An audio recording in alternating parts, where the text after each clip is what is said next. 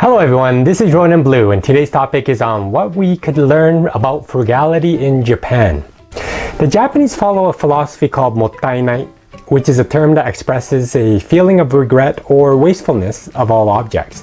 It's roughly translated as what a waste or don't be wasteful. The origins, they say, are from Buddhist philosophy and religious beliefs. The mottainai spirit has long been part of Japanese culture. It tells us to be mindful of our actions and not be wasteful. Mottainai mentions the value in something and to make use of objects fully to the end of their lifespan.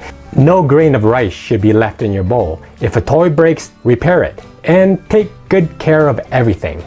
Japan, being one of the world's most expensive countries, have thought up of some unique ways in being frugal engraved in their culture. Here are 10 frugal points we can learn from the Japanese. Number 1. How to save on grocery shopping. The majority of local supermarkets have their inventory listed in detail over the internet. This makes it convenient in checking the contents of what's in the refrigerator, so a weekly menu could be made before going shopping. Only cash is used to pay for the items, even to the exact amount. The credit card is never used because that would mean more debt. If the weather is nice, a bicycle is used other than the car to go to the supermarket, saving on the cost of gasoline. Number 2. Food and cooking.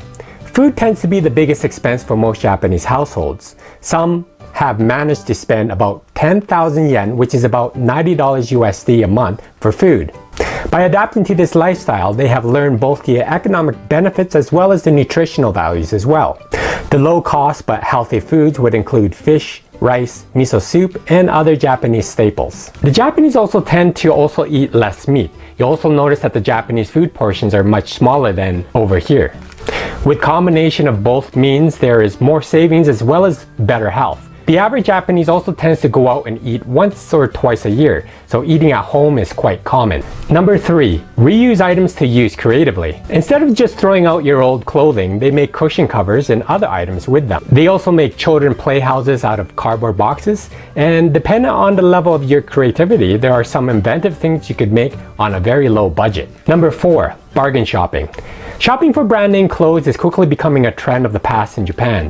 What's popular now is shopping at bargain discount shops such as Uniqlo, seeing record sales throughout the country. People are shopping at these places that offer good value for their money.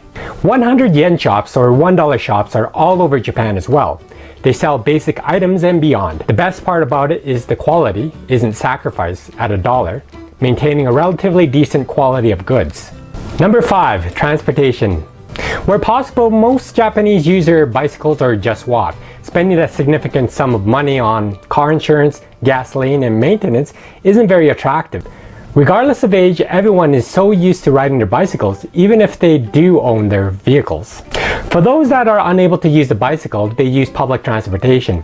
Paying for a train ticket or a subway is unlikely to cost you as much as gasoline and car insurance. Most Japanese are also afraid of the wear and tear of their cars as well. This is for their mandatory 2-year car inspections and also in case they want to sell back their car one day as well. This is why Japanese used cars are so popular here in North America, because most of the cars are so well kept.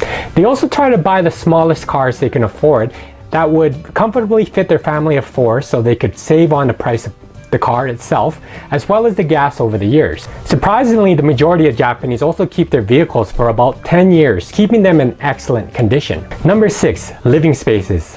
Here in North America, many people are focused on how large their houses are, with the bigger and better mentality. The Japanese do not place too much emphasis on appearances. They are more practical in understanding that the smaller your home, the less likely you are to pay a lot of money for rent or mortgage. They also keep in mind that smaller areas means you'll likely save on heat and electricity as well. Number 7. Control heating. Here in North America, if it's cold, we turn up the heat to warm up the entire house. In Japanese culture, people just warm the room that they are currently in, and given that the room is smaller, it warms up pretty quick and it's cost effective as well. Number 8. Vacationing.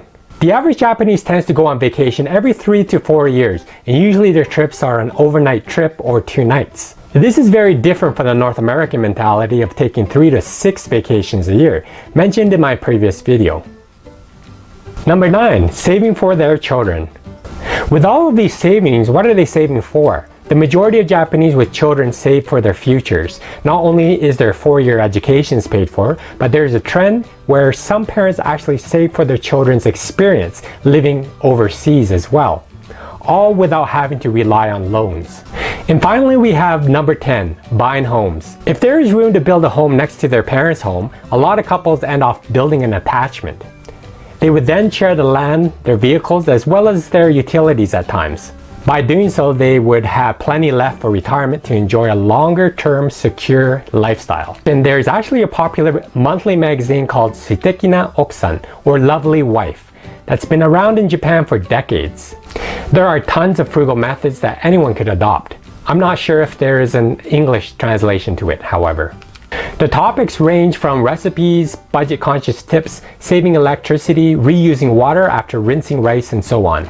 By following these tips from Japanese culture practiced for many generations, it may be methods or lifestyles that could save you money in the longer term for those items or plans you have further up your list. Well, that's all I have for you today. If you like this video, please give me a like, subscribe, or comment below. I hope you have a great day and see you soon.